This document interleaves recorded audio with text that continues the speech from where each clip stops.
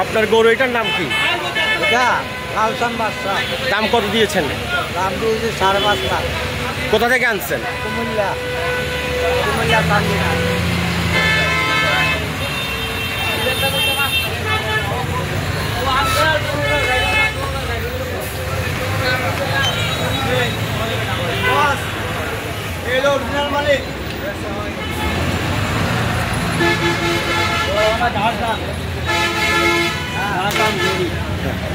আপনার নামটা কি?